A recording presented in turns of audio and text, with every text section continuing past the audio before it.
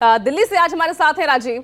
तो राजीव, ये यूपी की लड़ाई किस ओर जा रही है? जुबानी तीर जो है तर्कश से जो छोड़े जा रहे हैं, दिल को इतना चुभ रहे हैं कि अब धर्म के साथ साथ रंग की एंट्री, नवाबी ब्रांड, बुलेट ट्रेन।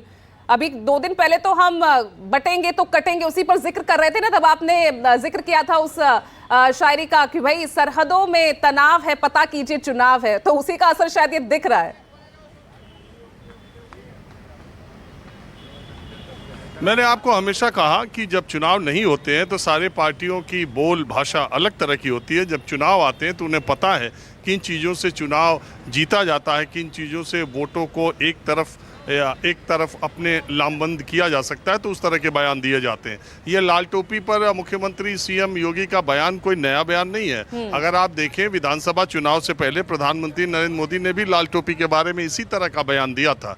सवाल लोकतंत्र में राजनीतिक दलों की छूट है। सारे राजनीतिक दल, समाजवादी पार्टी के ये प्रवक्ता कहेंगे कि उत्तर प्रदेश में आज़ादी के बाद विकास की जितनी इबारत लिखी गई वो सब अखिलेश यादव के ज़माने में ही लिखी गई। तमाम विकास के कार्य, तमाम विकास के प्रोजेक्ट अखिलेश यादव के ज़माने में हुए।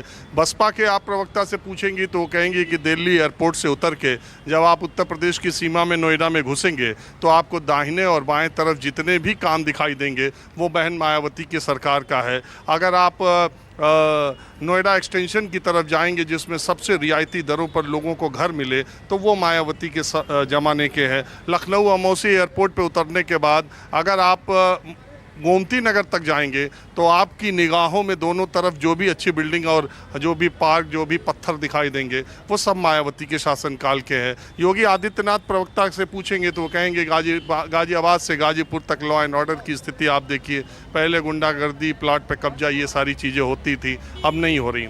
ये सब पार्टियों के प्रवक्ता अपनी अपनी बात कहेंगे और उसमें आंशिक सच्चाई भी है और आंशिक बहुत कुछ सच्चा भी है और आंशिक बढ़ा चढ़ा के पेश भी किया जाएगा।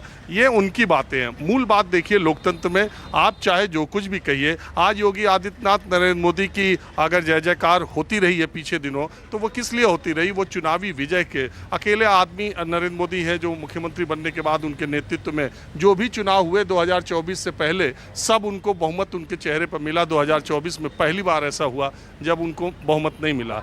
तो ये लोकतंत्र है। और जिस लाल टोपी के बारे में इतनी बातें कही जा रही हैं, उसी लाल टोपी पहनने वाले आज उत्तर प्रदेश, आज देश की संसद की तीसरी सबसे बड़ी पार्टी है। वो सब लाल टोपी वाले ही उत्तर प्रदेश में आज सबसे बड़ी पार्टी, उत्तर प्रदेश की सबसे बड़ी पार्टी है। वो सब लाल टोपी वालों को उत्तर प्रदेश की जनता ने सबसे ज़्यादा सांसद जिताकर दिए हैं। उन्हीं लाल टोपी वाले अब फिर विधानसभा के उपचुनाव में जा रहे हैं। नतीजे बता देंगे कि जनता लाल टोपी को कितना पसंद कर रही है और लाल टोपी को रंग से जोड़ के, अपराध से जोड़ के, या जो बात भी बीजेपी की तरफ से कही जा रही है उसको कितना पसंद कर रही है। मैं तो सिर्फ ये जानता हूँ कि लोकतंत्र में चुनाव ज़्यादा इम्पोर्टेंट है, उसका नतीजा जिसका आता है उसी की जय जयकार है। अभी अखिलेश यादव ने ये साबित कर दिया कि वो उत्तर प्रदेश में मोदी योगी की जोड़ी पर वो 20 बैठे हैं, उनकी सबसे बड़ी पार्टी लोकसभा में है। अभी उन्होंने साबित किया है, उपचुनाव में ये साबित हो जाएगा कि वो तुक्का था या दरअसल अखिलेश यादव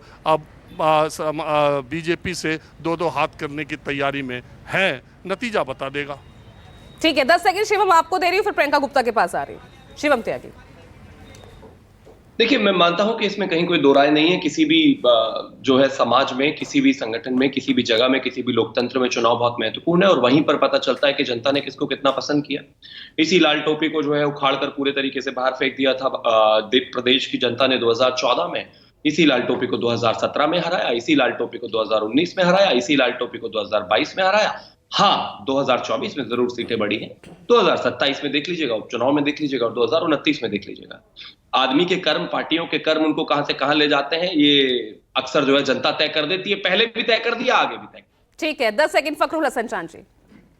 देखिए, शिवम त्यागी जी के सामने लिस्ट रख देते हैं। भारतीय जनता पार्टी के ब्रजभूषण शर्मा, कुलदीप सेंगर, राम दुलार, चिन्मयानंद, पीएचयू वाले, ये सब भारतीय जनता पार्टी के मित्र थे और इनमें से 2 विधायक हैं जिनको बलात्कार के मामले में पॉक्सो एक्ट में सजा हुई है।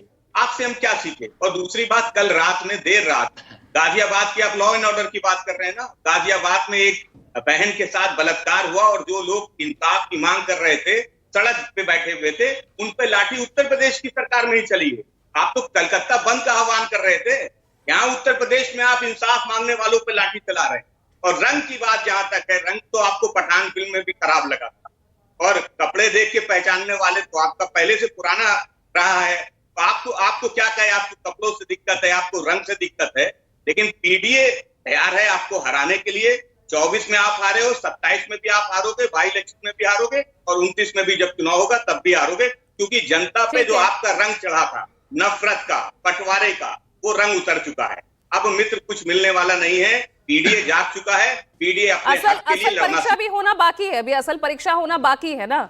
ये तो अब साबित होंगे 10 सीटों पर होने वाले उपचुनाव, ये पहली अग्नि परीक्षा है लोकसभा चुनाव के नतीजों के बाद। प्रियंका गुप्ता जब आएगा सामने उसका भी सामना